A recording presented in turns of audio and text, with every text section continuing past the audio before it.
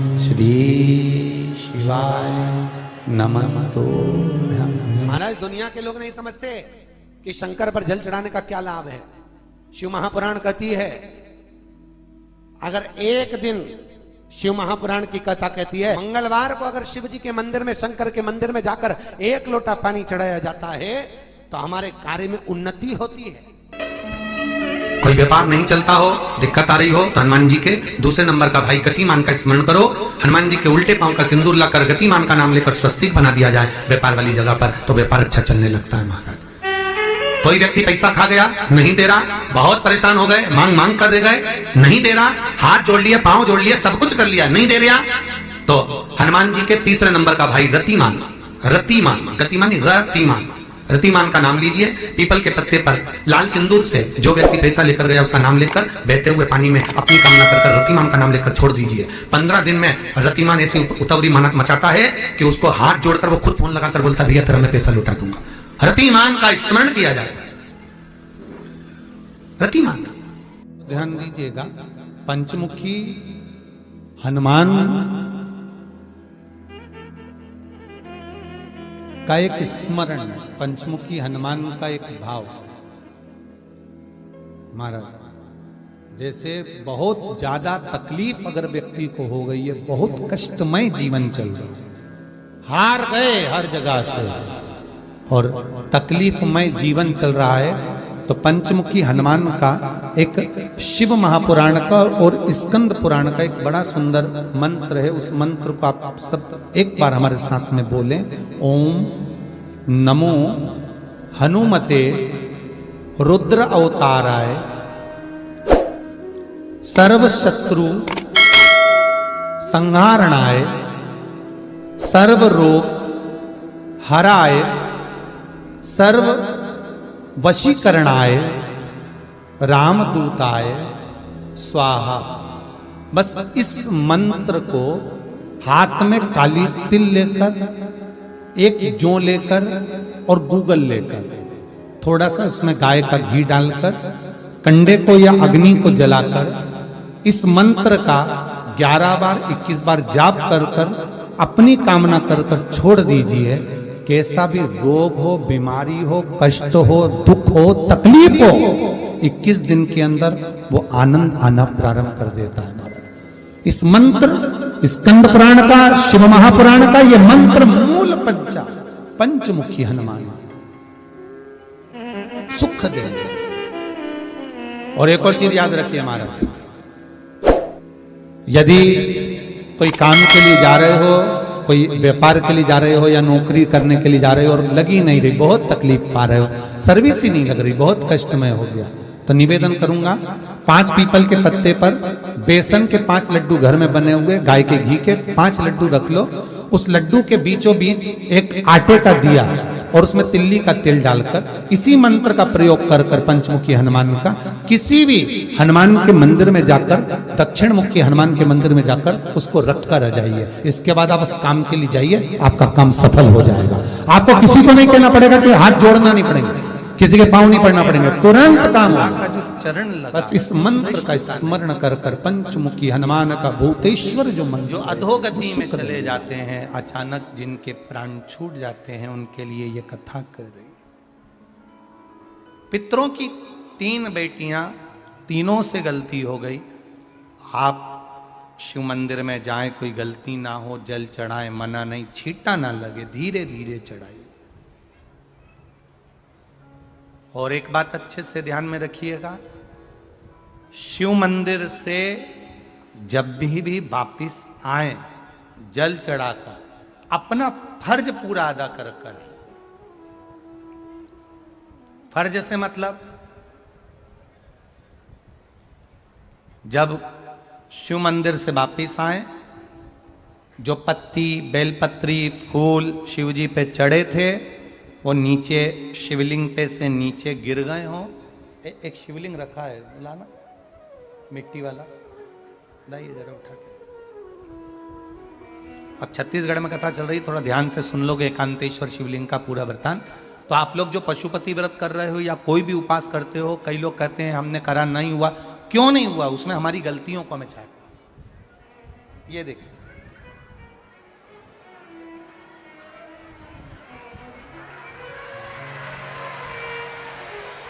अब जैसे ये शिवलिंग रखा है, आपने जल चढ़ाया, अब जल आप यहां से चढ़ा रहे हो तो धीरे धीरे धीरे धीरे चढ़ाएं जिससे छींटे बाहर ना, यहां तक छींटे रहे ना, जलाधारी तक चलेगा, बाहर ना गिरे।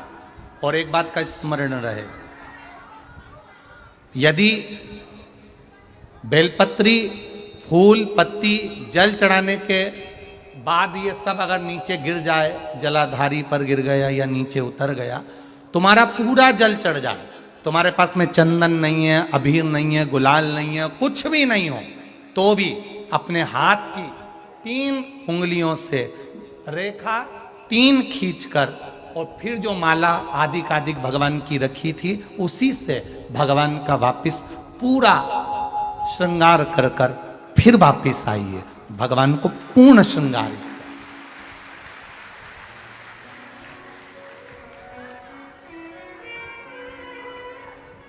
भगवान का पूर्ण श्रृंगार कर कर आइए। कई लोग जल चढ़ाने के बाद में भगवान का जो फूल पत्ती नीचे रखी रहती है, आप, हम ये नहीं कह रहे कि आप अपने घर से लेकर जाओ, आपके पास में कुछ नहीं, 1 लोटा जल चढ़ाओ, जल चढ़ाया, जो फूल पत्ती नीचे रखी हुई है उसी को उठाकर उसको रखकर उसी फूल से भगवान का खूब सुंदर श्रृंगार भगवान का कर कर फिर आइए।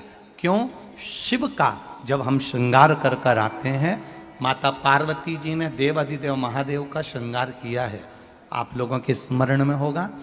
राम जी ने माता जानकी का श्रृंगार किया है। रामचरित सुनिए कथा, रामायण सुनिए आप लोगों ने, रामायण सुनी होगी तो उसमें माता बैठी हैं शिला के ऊपर और भगवान राम उनका श्रृंगार कर रहे हैं, एक कौवा आता है वो चोंच मार कर जाता है, ये सारा वृत्तांत आप लोगों ने श्रवण किया है। तो राम जी माता सीता का श्रृंगार करते हैं, भगवान कृष्ण राधा जी का श्रृंगार करते हैं।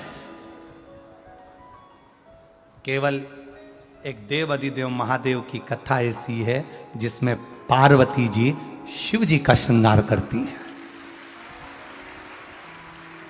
शिव का श्रृंगार किस लिए? क्यों? कहा जल चढ़ाने के बाद वहीं पर पड़ी हुई पत्ती से, फूल से, जो चढ़े हुए फूल हैं, चढ़ी हुई पत्ती है, चढ़ा हुआ निर्माल्य है, जो भी शिव जी का है, उसी को धोकर वापिस भगवान का श्रृंगार कर कर आना चाहिए। किस लिए? कि हे भोलेनाथ, जब मैं इस संसार सागर से जाऊं, अखंड सुहाग लेकर पूरी श्रृंगार कर कर इस धाम से जाऊं, ऐसी कृपा जो पढ़ाओ, जो पढ़ाओ। चंदन नहीं है, हाथ से चंदन का स्मरण होना चाहिए। नहीं है हमारे पास लगाने को रोली, मोली, चंदन, जो भी आपके पास में, अबीर, गुलाल नहीं, अपने मन का गुलाल लगाइए, अपने मन का हृदय से दिल से रिझाने का प्रयास। ले जा बाबू, ले जा, दिल से चढ़ाइए। और जब भाव से, दिल से आप आनंद के साथ देवाधिदेव महादेव का आप पूजन करो, उसमें गलती ना हो, गलती ना।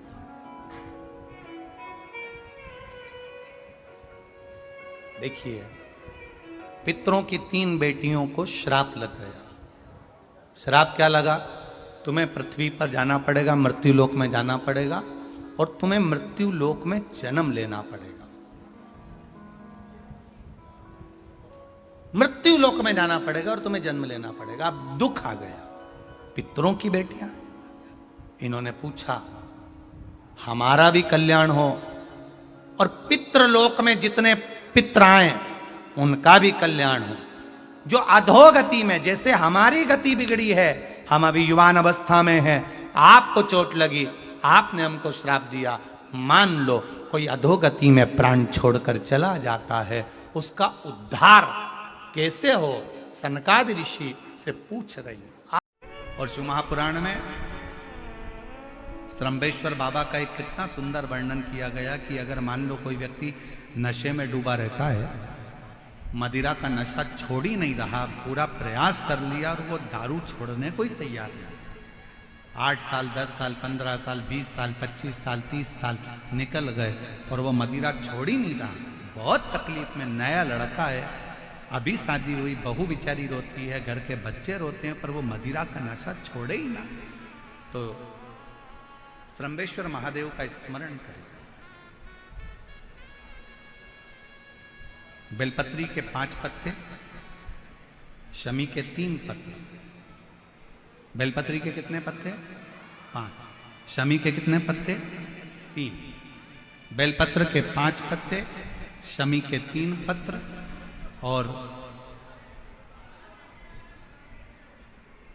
काली मिर्च 5। एक पत्र, शमी पत्र सब साथ में लेकर काली मिर्च के साथ में बाबा देव अधिदेव महादेव को, भगवान शंकर को समर्पित करो। श्रम्भेश्वर महादेव का नाम लीजिए। जम के बोलो, कौन सा महादेव? श्रम्भेश्वर महादेव। आपने कथा में सुना होगा कि श्रम्भ पक्षी का रूप मेरे शंकर भगवान ने लिया था। किसके लिए लिया था? नरसिंह भगवान को जो गुस्सा आ रहा था, नरसिंह भगवान जो तोड़ फोड़ कर रहे थे, सारे देवताओं को डर लग रहा था, तब भगवान शंकर ने सरम्भ पक्षी का रूप धारण कर कर नरसिंह भगवान को अपने पंजे में उठाकर अलकनंदा नदी में ले जाकर डाल दिया। शिव जी ने एक नाम लिया, शंकर जी का एक नाम का उच्चारण हुआ। क्या नाम था? जम के बोलो, श्रम्भेश्वर महादेव। आवाज नहीं आ रही है, जरा दम के बोलो, कौन से महादेव? बोल श्रम्भेश्वर महादेव की। श्रम्भेश्वर महादेव।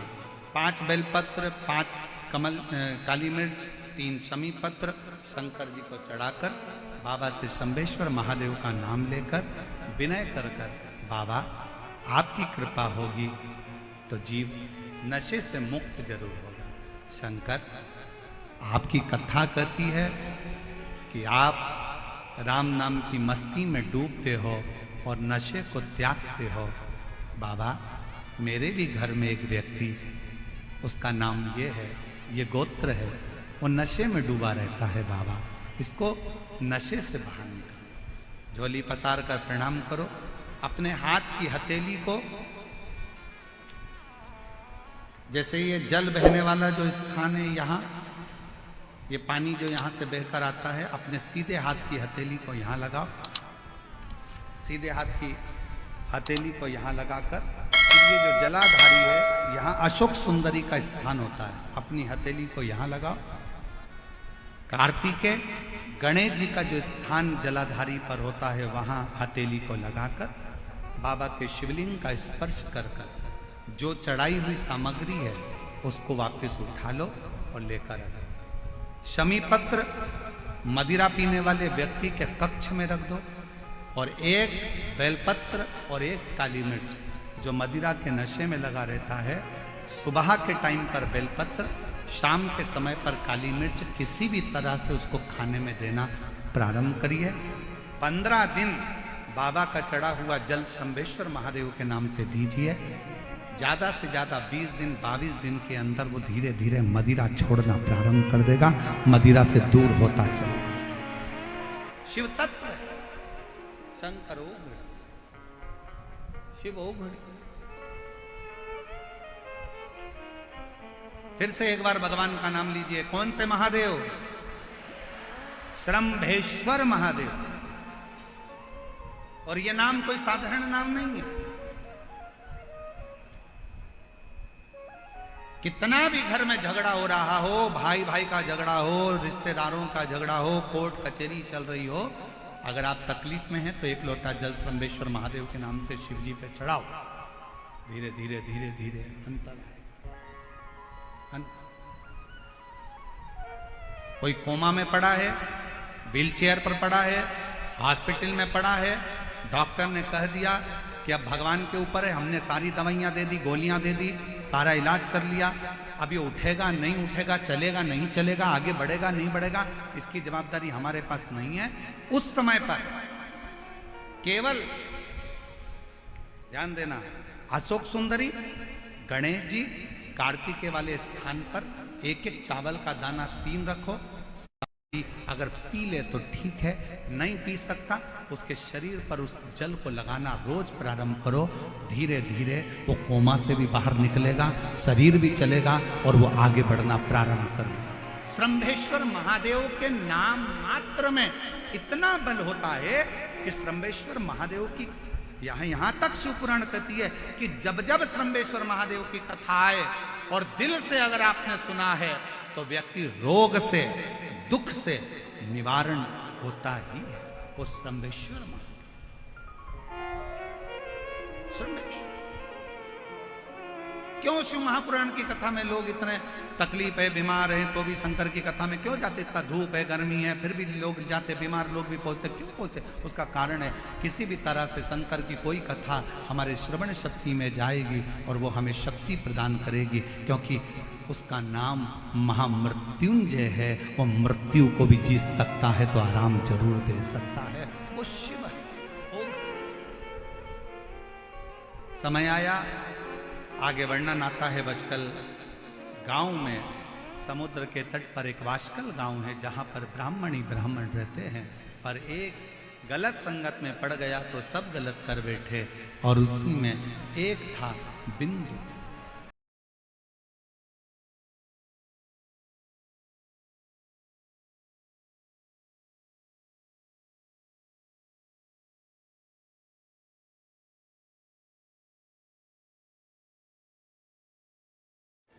एक नवरात्रे में जो पंचमी तिथि होती है, नवरात्रे की जो पंचमी तिथि है, उस पंचमी तिथि के दिन अशोक सुंदरी का जो स्थान होता है उसको समझिएगा थोड़ा सा। जैसे ये शिवलिंग है और ये जलाधारी है भगवान शंकर की। ये शिवलिंग, ये जलाधारी, और जलाधारी में जो जल बहता है उसमें बीच में जो मोटी सी लाइन रहती है वो अशोक सुंदरी होती है। जैसे कई बेटे हैं, बेटियां हैं, कोई व्यक्ति व्यापार चालू कर रहा है, कोई व्यक्ति अपना नया भवन निर्माण कर रहा है, नए भवन में जा रहा है, या कुछ अच्छी दुकान खोलना चाह रहा है, कोई अपने लक्ष्य पर पहुंचना चाहता है और पहुंच नहीं पा रहा, तो जो शारदीय नवरात्रे आते हैं, इस शारदीय नवरात्रे में जो मां आद्यशक्ति की पूजन की जो पंचमी तिथि होती है, इस पंचमी तिथि पर अशोक सुंदरी वाली जगह पर, जो अशोक सुंदरी का स्थान है, वहां पर लाल पुष्प एक समर्पित करें। जो जलाधारी है, मां पार्वती, जगत जननी, जगदम्बा, अम्बा, भवानी, मैया दुर्गा का हस्त कमल, इस पर 7 जगह पर कहीं पर भी लाल चंदन की बिंदी 7 स्थान पर कहीं पर भी रखें, और 1 लोटा जल शिव जी को पंचमी के दिन, नवरात्रि की, शारदीय नवरात्रि की पंचमी के दिन कामना करते हुए उत्तर की ओर मुख कर कर, अर्थात यहां बैठते हुए शिव जी पर जल चढ़ाना प्रारंभ करें और अपने मन की कामना कहकर बाबा के पास में जो लाल पुष्प समर्पित करा है, उस पुष्प को अशोक सुंदरी वाली जगह से वापिस लेकर आ जाए। जिस लक्ष्य को आप पाना चाहते हो, अच्छी पढ़ाई कर रहे हो, खूब अध्ययन कर रहे हो, खूब मेहनत कर रहे हो, खूब पढ़ो, कोई दुकान खोल रहे हो, व्यापार चालू कर रहे हो, कोई नया कार्य चालू कर रहे हो, उस पुष्प को अपने स्पर्श कर कर या उस पुष्प का दर्शन कर कर आप एक बार जाकर देखो, आपको उस मंजिल तक मां आद्यशक्ति दुर्गा भवानी शिव पहुंचा कर।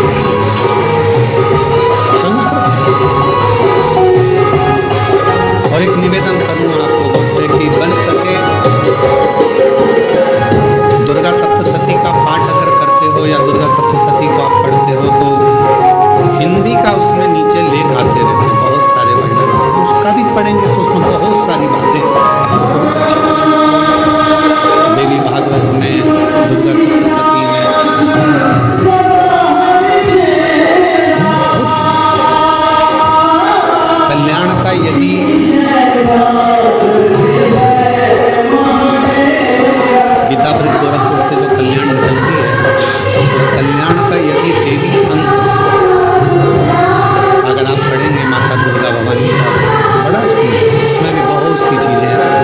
आद्य शक्ति की आराधना की साधना की पद्धति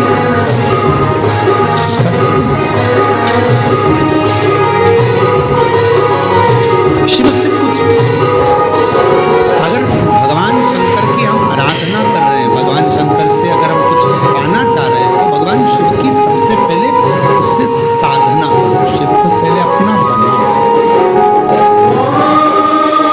कितना सुंदर एक कथा है।